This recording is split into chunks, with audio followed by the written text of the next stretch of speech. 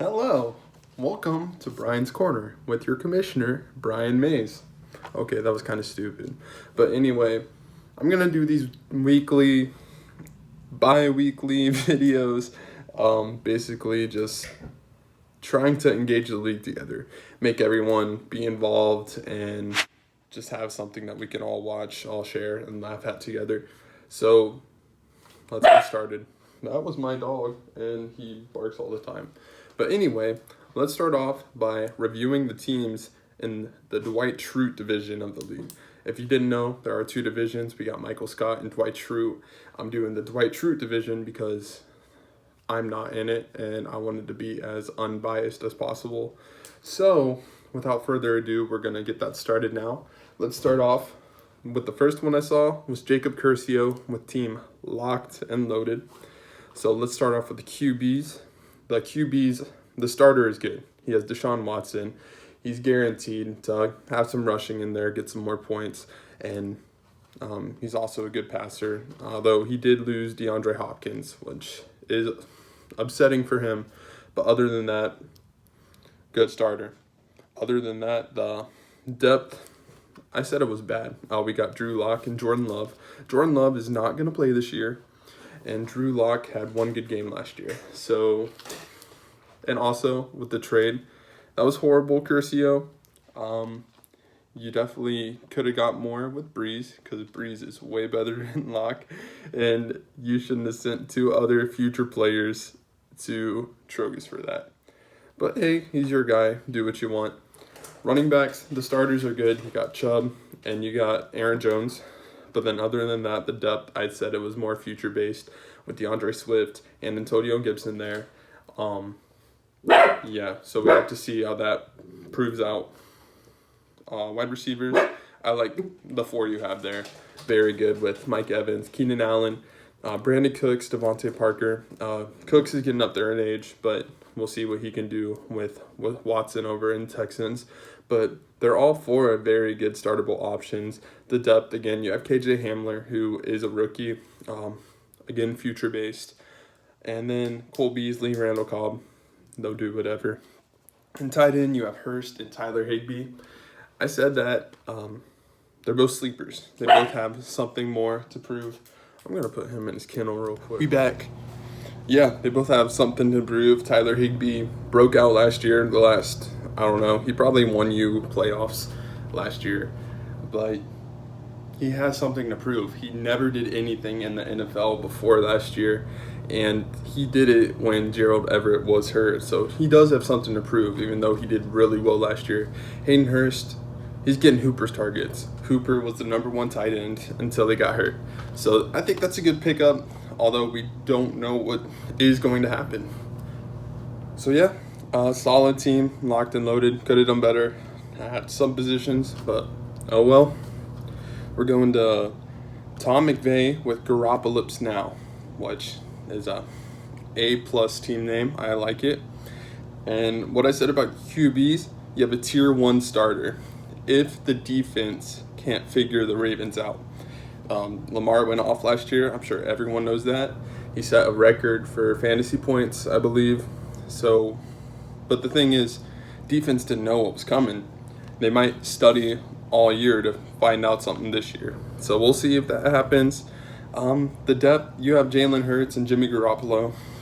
It's decent. Jalen Hurts, we don't know what's going to happen. It's future-based. They still have Carson Wentz there, but who knows? Maybe they could do a wildcat and he gets all the touchdowns. Running back, you got one good starter in Barkley, but other than that, you got good depth. You got serviceable players with Tevin Coleman, Darius Geis, Cam Akers, and Marlon Mack. I love that Marlon Mack pick for sure. And then Justin Jackson. He might take over the Gordon role in the Chargers. And P. Ryan for the Jets, who's a rookie. So, taking a shot at those rookies. Wide receivers, I said decent, but not amazing. Very future-based. Look at this. He has T. Higgins, Brandon Ayuk, Devin Duvernay, and Van Jefferson. They're all rookies. We don't know what's going to happen with them. Tyler Lockett is his best starter for sure. Jamison Crowder could be serviceable. So could Christian Kirk and Paris Campbell. Campbell has something to prove. I'm honestly surprised you picked him because he's from Ohio State. But other than that, I think Lockett's the only good one there. Crowder's going to have some good games, but it's not a full PPR league. It's half PPR, so that's where he's going to get the bulk of his points. So, yeah, maybe that's something you could trade for. And tight end, you got tier 1 again. You got George Kittle. I have 2 people in my tier 1 tight ends, Kittle and Kelsey. And you also have Irv Smith, who's probably not going to play as much this year because Kyle Rudolph is still there. So basically no depth at tight end during his bye week. But you know what? We'll see. Let's go to Alex Wellman. We got our Browns fan truther over here. Quarterback, yeah, 3 quarterbacks we don't know about. We got Mayfield, Stafford, and Haskins. They all have struggled before. Stafford's probably going to be your starter, considering what he did last year was amazing before he got hurt. Let's hope Mayfield comes back with a good season. But again, we don't know. So they all have struggled before. Maybe they can come back and give you some good points. Running back, we got solid starters in Joe Mixon and Dalvin Cook. I'm going to say they are injury prone. But other than that, you have no depth really. You got Raheem Mostert, which is actually pretty good because he just got a restructured contract, and he does fit the Niners system, but he is still that running back committee guy. So he's not going to get every single carry. He's not going to get every single touchdown, but he does look good with the ball. So maybe Shanahan realizes that and just keeps him out there. Probably not, though. So 2 good starters. We'll see where Boston Scott and Nyheim Hines go. He's going to catch a lot of passes, both of them. But other than that, nothing really. Wide receiver, very injury prone. Again, you got Debo, who's already has a broken foot. He's out multiple weeks. Jarvis, they don't know if he's going to come back week 1. But you do have Odell, Mike Williams, Anthony Miller, and Michael Gallup. So they're all startable out of those ones. Plus you got N'Keal Harry, who could be startable this year with the new quarterback. New system basically, and the Patriots without Brady, and CeeDee Lamb, who was my favorite wide receiver to go for out of all the rookies. So again, very injury prone. Even Mike Williams, he's hurt all the time. Anthony Miller was hurt last year. And you have Josh Gordon, which I like it, taking a shot. We don't know if he's going to come back. I feel like the NFL does owe him money because of the weed thing. But again, that's still a question mark. So wide receivers, okay, but Odell's the only healthy one right now, really. And then tight ends, you got Jared Cook. Jared Cook is old, but he is useful. In the Saints system, he is useful. So as long as he keeps playing, he doesn't get hurt, you'll be good, especially since you have Tyler Eifert and Drew Sample as your backups. Literally, I don't want to say anything bad about them. Eifert's got very injury prone again. Sample, we really don't know much about him either because no one ever threw to him. So pretty much bad backups right there. So we'll see where that goes. Hopefully Cook can get you some more points. Now we got Trogus Trademaster. What a team name. Anyway, you got to steal with Breeze, obviously. I talked about that earlier. That was a very good trade for you. I thought it was pretty much unfair, but you know what?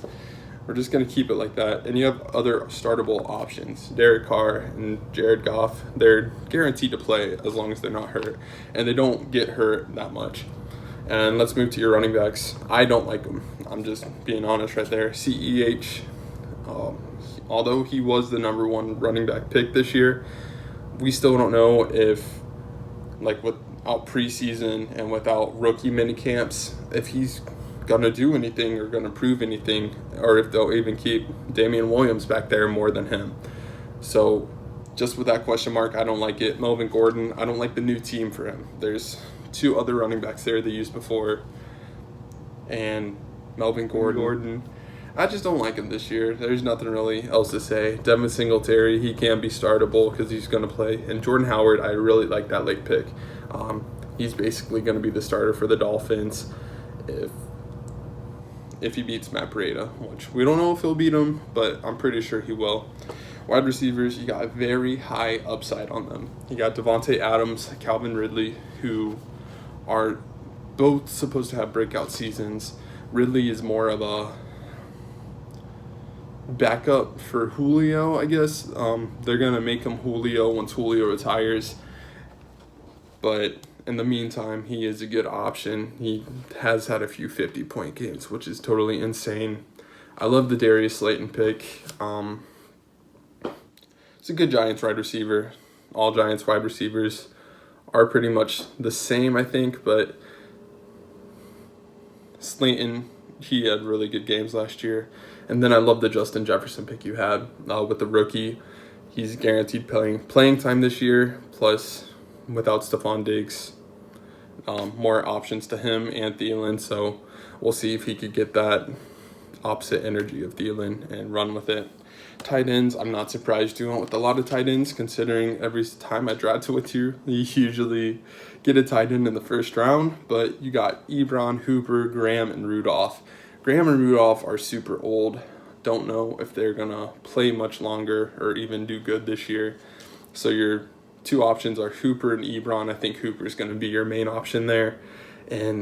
But Mayfield's never really done anything with tight ends. So we'll see how that goes on. New team. Sorry about that. I got a call. Basically, tight ends are okay. Hooper's going to be your main starter. But yeah. Let's go over to the Rosen one with Trevor Oxley. I don't understand your Rosen hype at all. He's not going to play this year, but you drafted him as your backup. It's a Kyler Murray. Like Kyler Murray a lot. Has DeAndre Hopkins now. And basically that's more options for him. Plus he's a runner, so if he runs, he's going to get you more fantasy points. Running back, decent. Yeah, you got Jacobs and Lev Bell. Jacobs is going to be there for a long time since he was just drafted last year. And Lev Bell he's a good option. He gets a lot of passes. He hates the Jets system, but he'll be okay. Adrian Peterson, Frank Gore are very old options right there, and they might retire next year, so you might want to load up on them. And then you have Mark Ingram and Jalen Samuels. I love the Ingram pick.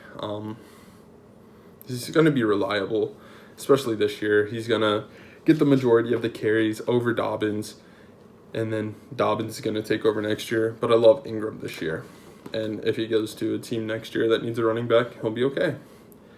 Wide receivers, we got young and good. I love your wide receivers, especially Metcalf, A.J. Brown, and Hollywood Brown, Marquise Brown for the Ravens, and Juju. Very young, very good. They've all proven before that they can be startable options. So I love all the options you have there. Plus you take in shots at sleepers like Laviska Shenault, Jalen Hurd, and Larry Fitzgerald, which Larry Fitzgerald is always drafted late. He's always going to be drafted late in a dynasty league because of how old he is, but he's still startable. So I love your wide receiver options there. And then tight end, I love Gesicki.